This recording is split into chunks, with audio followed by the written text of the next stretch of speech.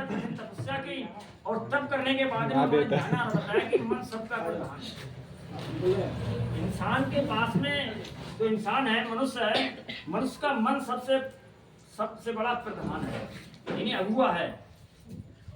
और ये सबसे बड़ा गतिमान है, ये हवा से भी तेज चलता है। आप यहाँ बैठे हैं, आपका मन दिल्ली पहुंच गया, हवा से भी गतिमान है। तो इसलिए भगवान बुद्ध ने जाना बताया कि मन सबका, वो पहले काम कहाँ बन जाते हैं, दिल दिमाग में बन जाते हैं, और फिर शरीर के अंग को अपना काम करना शुरू कर देते हैं। इसलिए भगवान बुद्ध ने जाना बताया कि मन सबका प्रधान है। कैसे? अगर कोई मनुष्य पापी मन से, अपवित्र मन से अपने जीवन क्षेत्र में कोई काम करता है तो दुख और असफलता। आप कह रहे हैं हमको दुख है और हम असफल मिले, इसका मेन कारण क्या है? क्योंकि आपने पापी मन से काम किया। अगर कोई मनुष्य आप पवित्र मन से अपने जीवन क्षेत्र में कोई काम करता है तो दुख और असफलता उसके पीछे ऐसे हो लेती है जैसे गाड़ी खींचने वाले पशु के पैर के पीछे पीछे गाड़ी कि मनो ब्रह्मा धम्मा मन सच्चा मनमया मंचा से पसेनी भास्ती बा करतबा तसोना सुख छायावान। अगर कोई मनुष्य शुद्ध साफ और पवित्र मन से अपने जीवन क्षेत्र में कोई काम करता है तो सुख और सफलता उसके पीछे ऐसे लगी रहती है जैसे कभी साथ न छोड़ने वाली छाया मन के पीछे से। छाया देखो आप आगे बढ़ते हैं, छाया।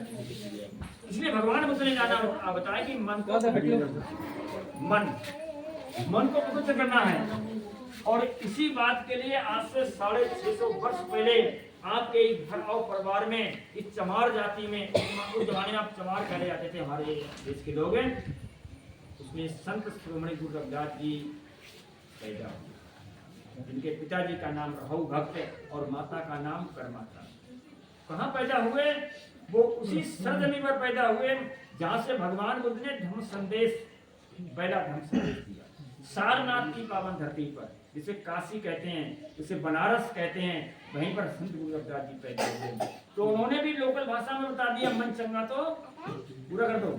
हमारे बाबू जी बता रहे हैं, अगर मनुष्य का मन गंगा नदी के पानी की तरह निर्मल शुद्ध और साफ होगा तो उसका जीवन चंगा मीन्स खुशहाल होगा। तो आज हम सब लोग हरीश बाबू जी के परिवार की खुशहाली के लिए यहाँ बंदरा पाठ करने जा रहे हैं, इसलिए हाथ जोड़ रहे हैं और हाथ जोड़ के यहाँ लगा देते हैं। और जो हम सूत्र पाठ करेंगे, क्योंकि भगवान बुद्ध ने 6 वर्ष तक राजकुमार सिद्धार्थ गौतम के रूप में 6 वर्ष तक बोध गया में तपस्या की। और तपस्या करने के बाद में उन्होंने जो जाना और बताया, उसी संदेश को उन्होंने सबसे पहले कहाँ बताया? सारनाथ में आकर बताया। सारनाथ से चल कर आए, संकिसा में चल करके आए, और संकिसा के बाद में कहाँ आए?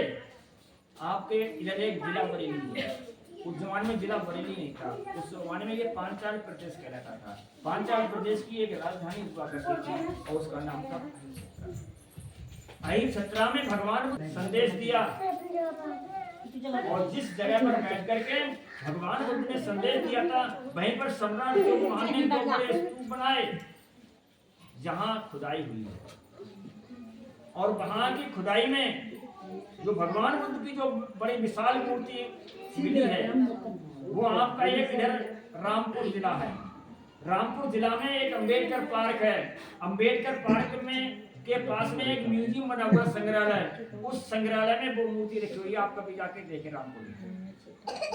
ये भगवान बुद्ध ने तो बुद्धत्व प्राप्त किया, उनके जीवन की महत्वपूर्ण 4 घटनाएं थी। उन चारों घटनाएं एक ही पत्थर पर उकेर कर रख दी गई हैं। कहाँ ये पत्थर, ये मूर्ति कहाँ पर है? ये जिला रामपुर है। जिला रामपुर में अंबेडकर पार्क है। अंबेडकर पार्क में के पास में एक संग्रहालय है, म्यूजियम है। उस म्यूजियम में वो मूर्ति रखी हुई है जिसमें दिखाया गया है कि भगवान बुद्ध पैदा हो रहे हैं, इन्हीं माँ के पेट से जन्म ले रहे हैं। लुम्बिनी का पूरा दृश्य उसमें दिखाया गया है। उसमें दूसरा दृश्य दिखाया गया है तपस्या करते हुए। भगवान बुद्ध बोध गया में उसी ऊपर के पेड़ के नीचे तपस्या कर रहे हैं, उसी पत्थर पर उकेरा देखिए आप ला करके। फिर उन्होंने ढंसा का परिवर्तन कर रहे हैं सारनाथ में, उस पर हाथ छपा हुआ। और कुशीनगर में मृत्यु को प्राप्त हो रहे हैं, यानी परिनिर्वाण, महापरिनिर्वाण उनका हो रहा है। तो वो चारों चित्र एक ही पत्थर पे बनाए गए हैं। और वो पत्थर कहाँ है? वो खुदाई में निकला था। कहाँ निकला था? जिला बरेली में तहसील औला है, तहसील